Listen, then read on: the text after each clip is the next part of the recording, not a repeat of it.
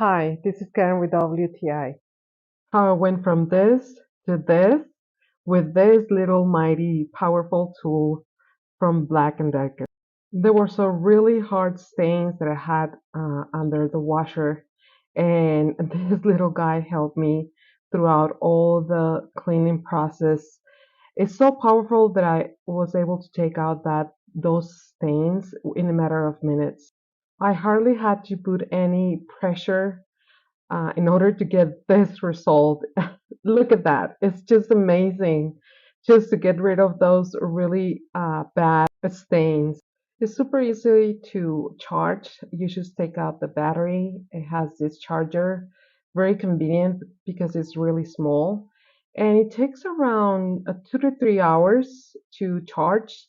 And it will last me around roughly around 4 to 5 hours. I don't use it every day, so I can have it on my shelf for like weeks and I don't have to charge it.